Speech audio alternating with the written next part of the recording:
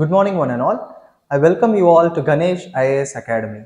In today's session, we'll be seeing science and technology based current affairs from the date 16th to 23rd October 2023. Let us get into the news articles one by one. The first news that we are going to see today is Chimeric Antigen Receptor T cell therapy. That is CAR therapy or CAR T cell therapy. So what is this therapy? Who has introduced this and who has got approval for this therapy? All those details we need to understand in detail. Moreover, we must also understand what these T cells are. Okay, so let us get into the details of this particular news article. So recently IIT Bombay incubated company. In IIT Bombay there is an incubated company, that is Immuno-Adoptive Cell Therapy. The company's name is Immuno-Adoptive Cell Therapy, and they have received the approval of Central Drugs Standard Control Organization, okay, CDSO. For what they have got this approval? For the first humanized CD19 targeted CAR therapy. So we need to understand what this CD19 is, and we also need to understand what this CAR cell therapy is. Okay. Next, they have named this product. Okay. The name of the product is NexCAR19. Okay. NexCAR19 is the name of the product. And what is the CD19? CD19 is a B lymphocyte antigen. So they are going to target the B lymphocyte antigen here. So we'll be understanding in detail about what T cells are and how does this therapy works. The process or the procedure of this therapy we'll be understanding in detail. And this NexCAR19, it is a result of decade-long collaboration between IIT Bombay and Tata Memorial Center, and it has undergone rigorous medical interventions and then translational studies. Okay. So let us get into the details of what this therapy is. Before that, we'll also understand what T cells are. Okay. So this CAR T cell therapy. So this CAR T cell therapy is a major breakthrough in cancer treatment. So this is what you need to understand from prelims point of view. So this therapy is used for cancer treatment. One thing. How? Unlike chemotherapy and immunotherapy, these are the two other treatments for cancer, chemotherapy and immunotherapy. These two treatments involve taking drugs, whereas CAR therapy, okay, CAR cell therapy uses patient's own cell. So they won't be taking drugs, but then patient's own cell is taken and it will be modified in the laboratory to activate T cells. That is why it is called as CAR T cell therapy, that is Chimeric Antigen Receptor T cell therapy, and it will be targeting the tumor cells. This is how cancer cells are also called as tumor cells. Okay, so it will be targeting the tumor cells here. Next, this CAR cell therapy has been approved for two types of cancer. One is leukemia and another is lymphoma. Leukemia is the cancer of the blood forming tissue, like those tissues of the bone marrow. Okay, that is called as leukemia. Whereas what is lymphoma? Lymphoma is cancer of lymphatic system. Okay, so for these two types of cancer, this therapy has been approved. So let us understand about cells, blood cells, and where these lymphocytes, that is T lymphocytes and B lymphocytes, fall. So when we categorize blood cells, it is categorized as red blood cells, white blood cells and platelets. Red blood cells are also called as erythrocytes, and in white blood cells you have different types like neutrophil, eosinophil, basophil, lymphocyte and monocyte. So here is where lymphocyte is. So lymphocyte is actually a type of white blood cell which we need to understand. White blood cells are also called as leukocytes. This is also important, and these white blood cells are fighting against infection. That is what their role is. Okay, they fight against infection. They are like warriors of our immune system. So let us understand in detail about T cells, because this particular therapy is about T cells. They are going to modify the T cells. Okay, they are going to modify the cells of the patient and then they are going to activate T cells here. Okay, so T cells are also known as T lymphocytes, are a type of white blood cell which we saw just now, and then that play a central role in the immune response. These T cells play a central role in a person's immune response, and T cells are involved in cell mediated immunity. This is very important. Okay, there are two types of immunity. One is cell mediated immunity and the other is humoral immunity. So if it is humoral immunity, then it is due to the release of antibodies. So these are done by B lymphocytes, okay, whereas T lymphocytes, it is cell mediated immunity. So how does this work? It will help the body recognize and respond to the foreign substances like virus, bacteria, or even abnormal cells like cancer. So here antibodies are not involved, which is very important. In cell mediated immunity, antibodies are not involved, whereas in humoral immunity, antibodies are involved. So cell mediated immunity, no antibodies. Humoral immunity, yes, antibodies. Okay. Next, there are two major types of T cells. One is helper T cell and another is cytotoxic T cells. So as the name suggests, we can say helper T cells help other cells of the immune system, whereas cytotoxic T cells kill the virally infected cells and tumors. So cytotoxic T cells are the warriors here. Okay, so they kill the virally infected cells or tumor cells. Okay, so this is how T cells are working. Let us understand the therapy now, the process of the therapy now, the procedure. So here the T cells are taken from the patient's blood. Yes, they are in the patient's blood, they are extracted from the blood, and then the gene for a special receptor which binds to the certain protein on the patient's cancer cell is added to the T cells in the laboratory. So these T cells are extracted and a special receptor which binds to certain protein of the patient's cancer cells. Okay, so those are actually added to this T cells, and then these special receptors are called as chimeric antigen receptor. After that, large number of this CAR cells, that is CAR T cells, are grown in the laboratory and it is given to the patient by injection, okay, or infusion. Okay, so this is what happens. So what is its significance? This CAR cell therapies are even more specific than targeted agents. Okay, targeted agents may be like vaccines and other things. Okay, so it is even more specific than targeted agents, and it is directly stimulating the patient's immune system to fight against the cancer.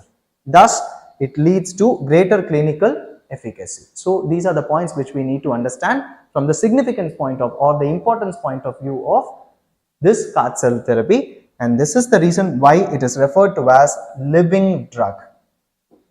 It is referred to as living drug, which is very important. This term here is very important. This may be asked in your examination. Okay, next is, so this is how it works, the procedure. Okay, T cells are extracted and then a specific gene is added to it, then it becomes CAR cells. Okay, here it was T cells, but here it is CAR cells, that is CAR T cells.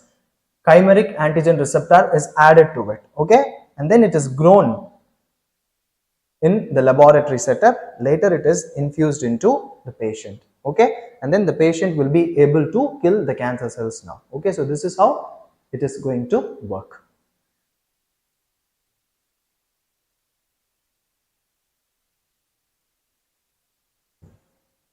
Yeah. The topic that we are going to discuss now is quantum engines. So what are quantum engines? Who have discovered this? Let us understand every other details of quantum engine.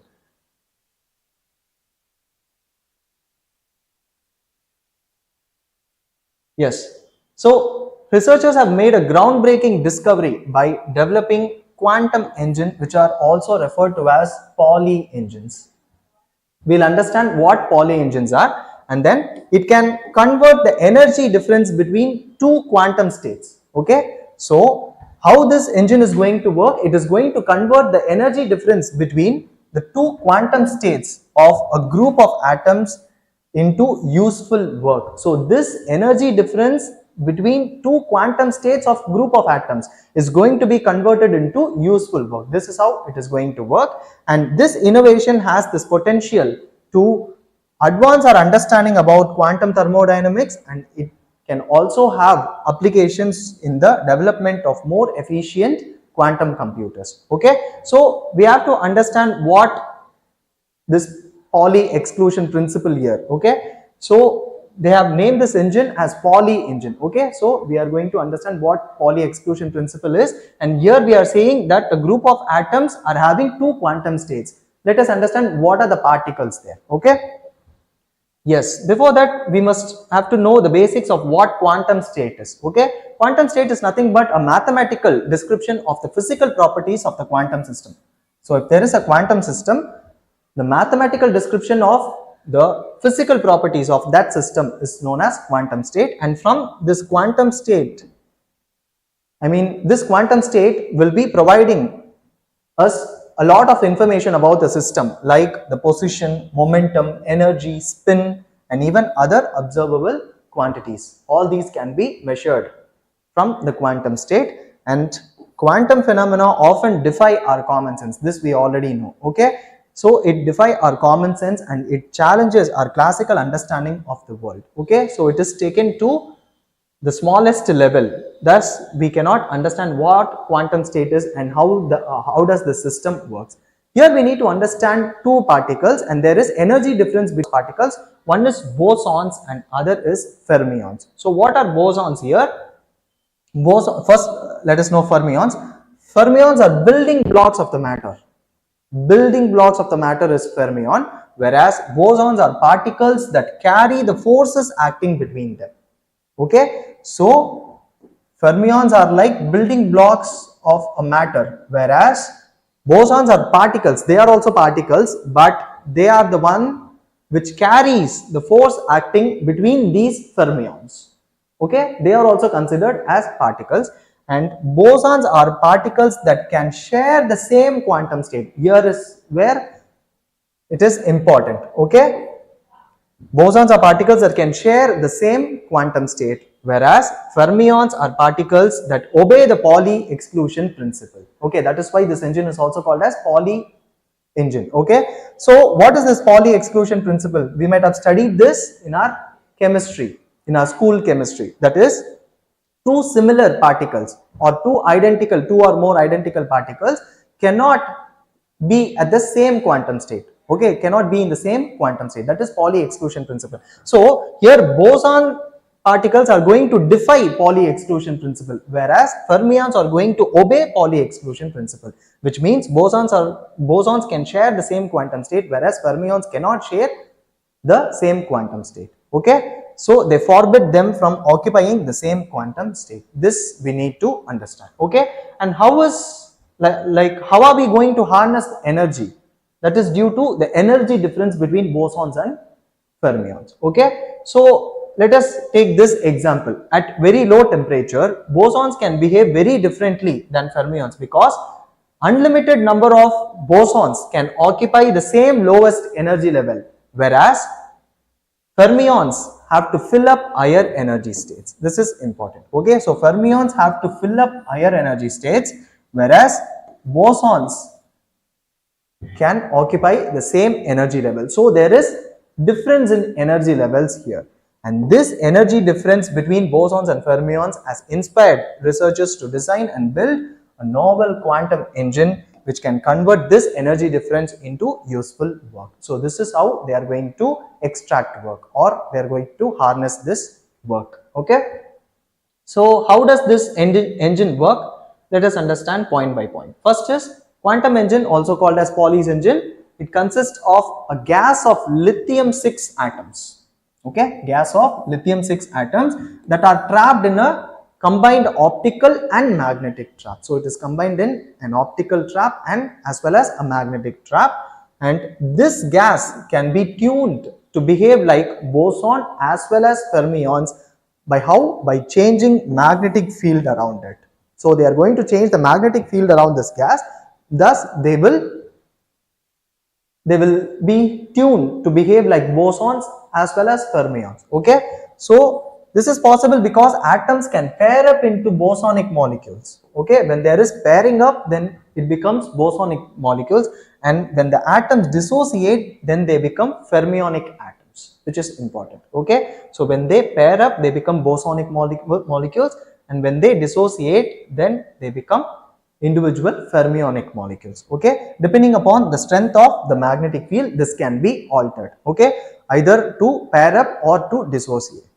Next is, this engine operates in a 4-step cycle, and it opens up new possibilities for studying quantum thermodynamics and its implication for the field of physics. Okay, so this is what we need to understand from this particular topic, that is quantum engines. What are quantum engines? What are they also called? They are also called as Pauli engines. And what is this Pauli exclusion principle? We understood that two identical particles cannot be at the same quantum state. Okay, so that is Pauli exclusion principle. We also saw about the two particles, that is bosons and fermions, and why is there a difference in energy level between these two particles and how are they going to harness this energy. All these were discussed in this particular news.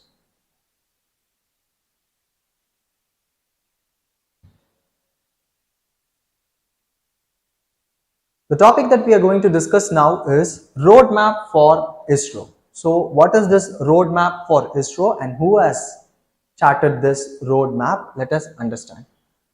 So recently, Prime Minister of India has charted a visionary roadmap for ISRO during the review meeting of the upcoming Gaganyaan mission. What is this Gaganyaan mission? It is India's first manned mission to space. Okay, that is Gaganyaan mission. And what are all the important aspects of this roadmap suggested by our Prime Minister? Let us understand one by one. First thing is, the central objective is to establish Indian crafted indigenous space station.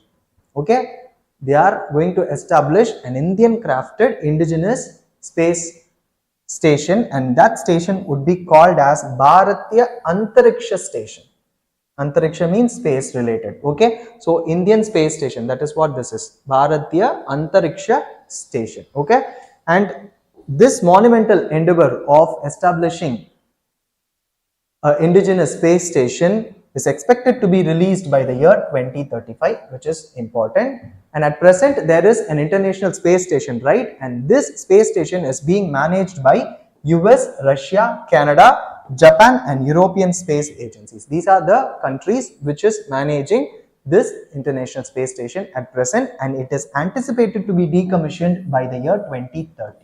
Okay, so India planning to build or establish a space station by the year 2035 is very important here, because this is anticipated to be decommissioned by the year 2030. So this point is important, that is Bharatiya Antariksha Station. Next is landing an Indian astronaut on moon by the year 2040. This is yet another aspect of the roadmap given by a Prime Minister, that is landing Indian astronaut on the moon by the year 2040. And this lunar mission promises to be historic achievement of our nation, obviously. Okay, and to realize this vision of landing an astronaut, an Indian astronaut on the moon by 2040, to realize this, the Space Department of Space will be developing a roadmap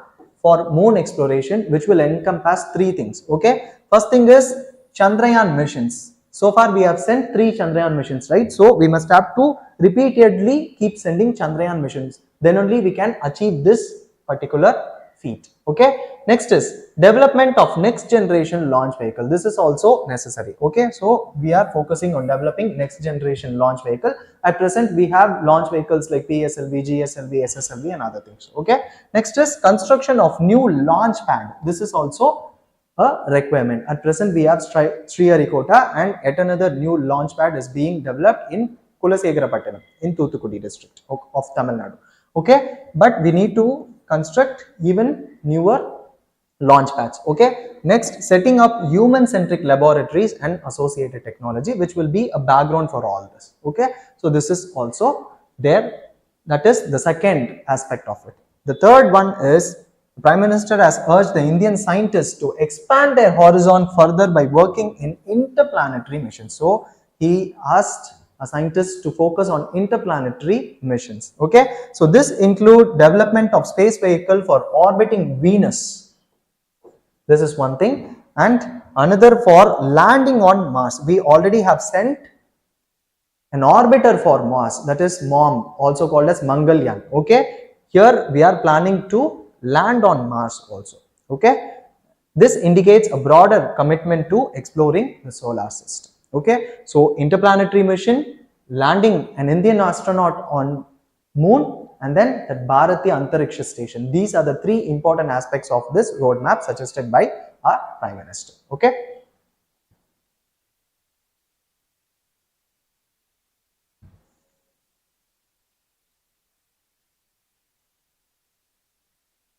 The topic that we are going to discuss now is white phosphorus. What is white phosphorus? Why is it in the news? What are its unique properties? Let us understand one by one. So recently, global human rights organizations like Amnesty International and Human Rights Watch have accused Israel Defense Forces. Now at present, Israel and Palestine are in war. Okay, so these human rights organizations have accused Israel Defense Forces for using white phosphorus munitions where in Gaza and Lebanon, and they are saying that this is in violation of international humanitarian law. Okay, so ISRO has violated international humanitarian law here. That is what they are saying and accusing. Okay, so we need to understand what white phosphorus from science and technology point of view. First, white phosphorus is a pyrophoric substance. So what is a pyrophoric substance? Those substances which ignite spontaneously or very quickly under 5 minutes when they are in contact with air is called as pyrophoric substance. So they combust. Okay, so they ignite spontaneously and very quickly, and this substance when exposed to oxygen will be producing thick and light smoke. It will be producing thick and light smoke, and it will also produce an intense 815 degrees Celsius heat, which is very high. Okay, so 815 degrees Celsius of heat is also emitted when this pyrophoric substance, that is white phosphorus, is burning. Okay, so we need to understand many other details regarding white phosphorus. One is its global status. What is the global status of white phosphorus? First thing is there is an internationally agreed standard. What is it? That is globally harmonized system of classification and labeling of chemicals. Okay, so that is actually an internationally agreed upon system to standardize chemical hazard classification and also communication. Okay, so this globally harmonized system of classification and labeling of chemicals, they have categorized this white phosphorus as pyrophoric solid category 1. This is important from exam point of view. So it is pyrophoric solid category 1, which means it includes chemicals that catch fire spontaneously when exposed to air, which is the property of white phosphorus. Okay, and it is among the most unstable pyrophoric substances. So there are many pyrophoric substances, and this is the most unstable pyrophoric substance of all. Okay, which is important again. Next is we need to understand about the birth or the origin of this GHS, that is globally harmonized system. So this globally harmonized system was developed following a number of major industrial accidents, okay, in 1980s and 1970s, and it plays a fundamental role where in protecting workers from chemical hazards. Okay, so it plays a fundamental role in protecting workers from chemical hazards through its system of harmonized chemical labels. So it provides a system of harmonized chemical labels as well as safety data sheets. So through this, it is going to save the people or protect the people. Next, as a follow-up, chapter 19 of Agenda 21. We already have studied in one of our session about Agenda 21. Okay, it is also called as Rio Earth Summit. Okay, in Rio Earth Summit only this Agenda 21 was adapted, and the chapter 19 of Agenda 21 of the Rio Earth Summit of 1992, for the first official version of GHS was endorsed endorsed by the United Nations in the year 2003. Okay, so the first official version of this GHS was endorsed by United Nations in the year 2003, and this was done under chapter 19 of Agenda 2021.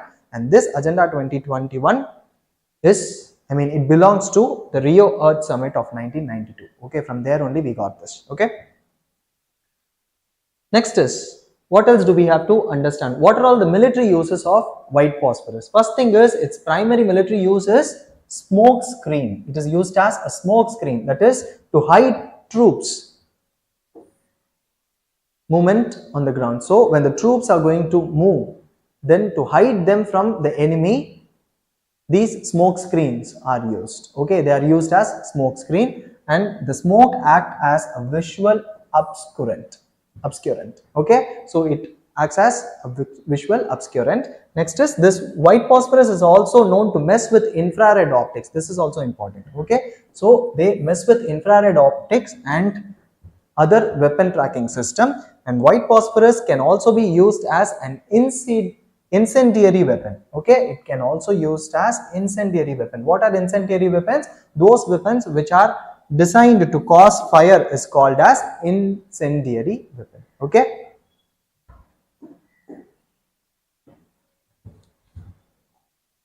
Next is, so the origin or the history of this particular white phosphorus, we need to understand that also.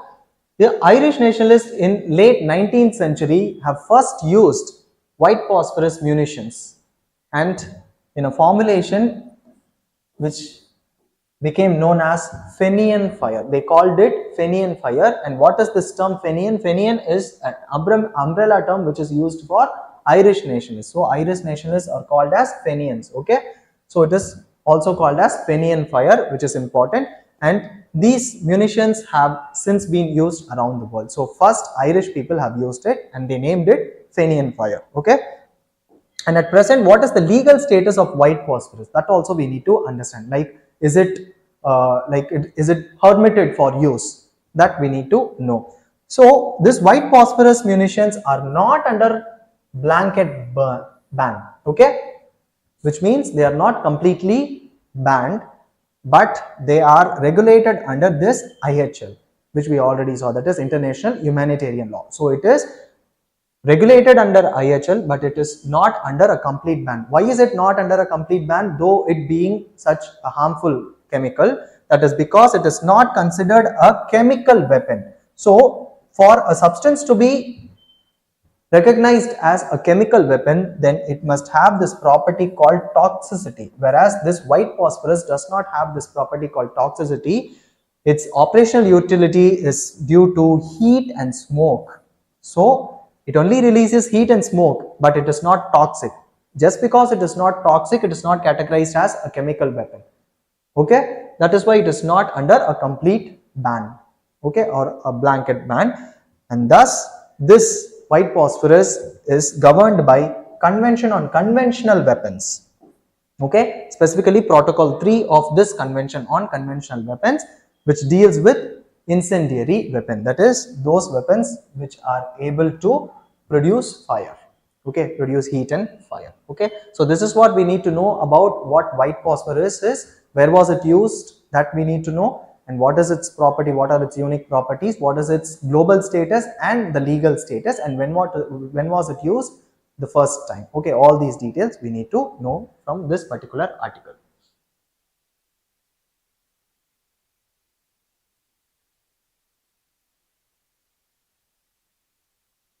The topic that we are going to discuss now is Tilapia Parovirus. So what is this Tilapia Parovirus? Let us understand.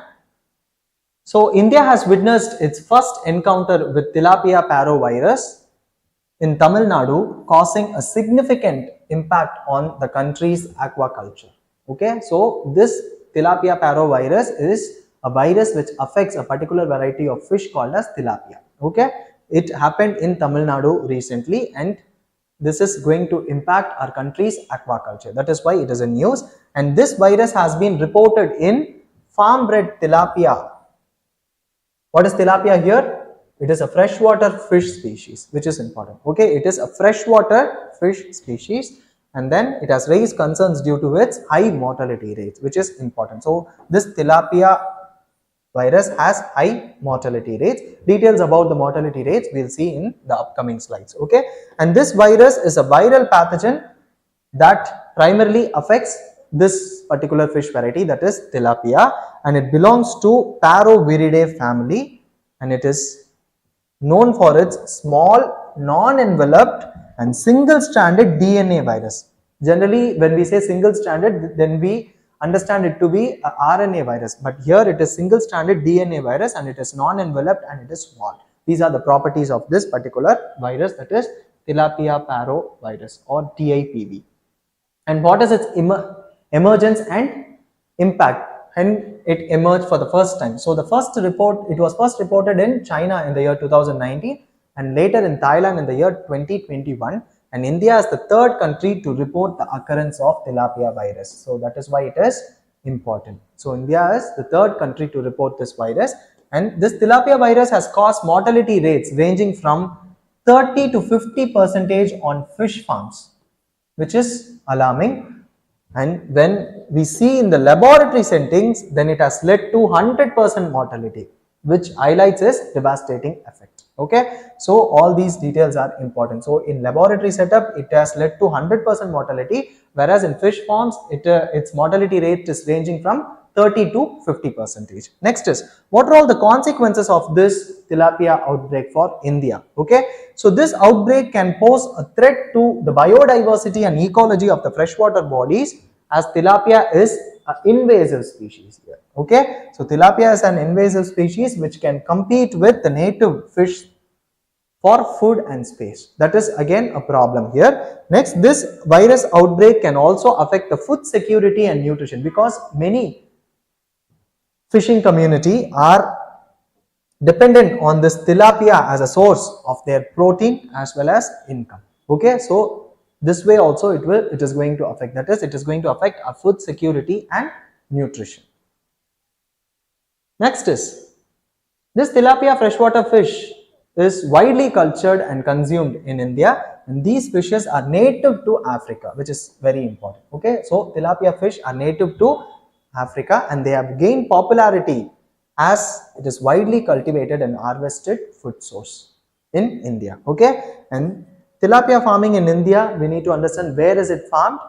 First, tilapia farming is carried out in various parts of the country, especially in Andhra Pradesh and Kerala. Okay, next, the introduction of different tilapia species including Nile tilapia and Mozambique tilapia has led to diverse farming practices in India. Okay, so two varieties, that is Nile tilapia and Mozambique tilapia, were introduced in India.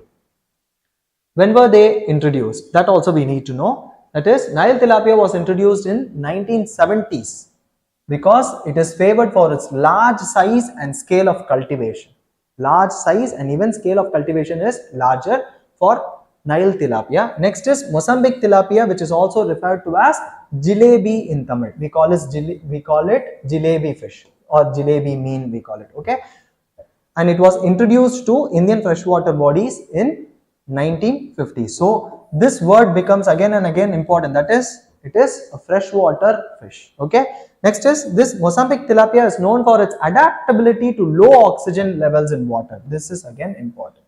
Okay, so it can adapt to low oxygen levels in water, and it can survive in variety of aquatic environments. So it has this capability. Okay, next is, Indian government has authorized the import of specific tilapia species like Oreochromis niloticus and red hybrids. These are the two tilapia varieties which was authorized for import in 1970, and this species were favored for their fast growing and market demand, maintaining a level of control over the aquaculture. So these are the points which we need to know from exam point of view with respect to this tilapia fish.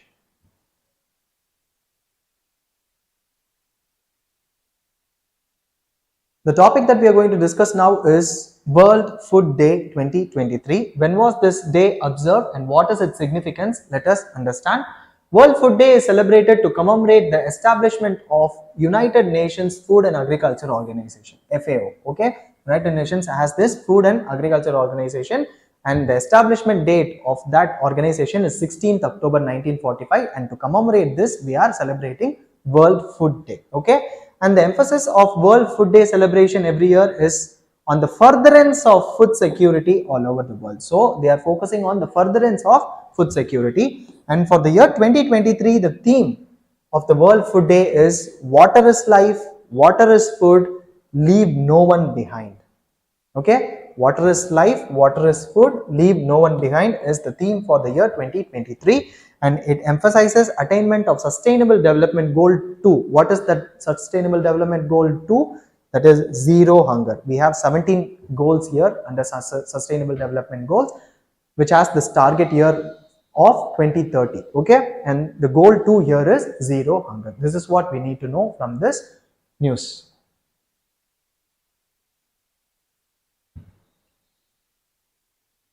The topic that we are going to discuss now is World White Cane Day.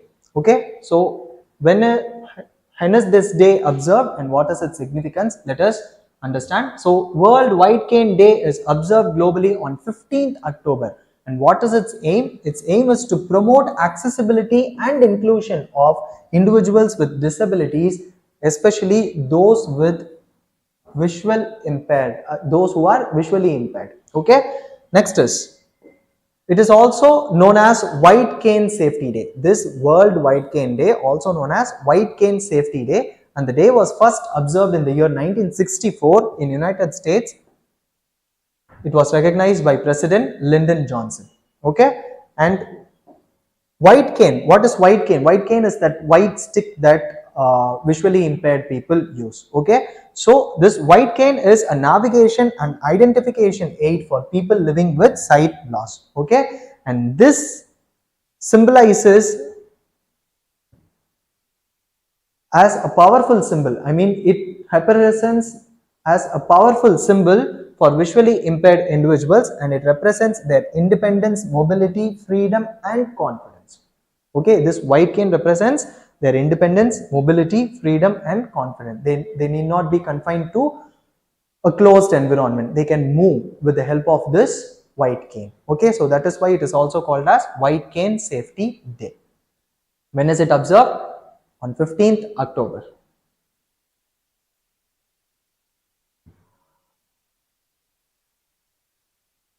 The topic that we are going to discuss now is World Spine Day 2023. What is this World Spine Day? When is it observed? What is its significance? Let us understand the details. So every year on October 16th, World Spine Day is observed, and it raises awareness about spine health. Our spine health is very important. Our posture is very important. Okay, so the theme for the year 2023 is move your spine. Okay, these days we are leading a sedentary lifestyle. Okay, we are not at all moving our spine. It is always in one position.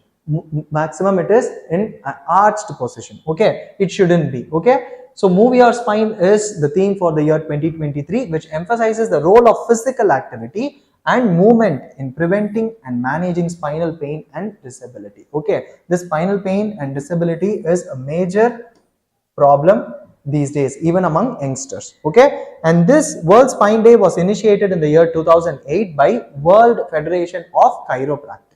Okay, they are the one who initiated this in the year 2008, and the purpose of this day is to educate people about the cause, prevention and treatment of spinal disorders, and also to encourage them to take care of their spines. Okay, so this is what we need to understand from World Spine Day, which is observed on 16th October every year. Okay, so with this we have come to end of today's session. I hope you found the session to be very useful and informative.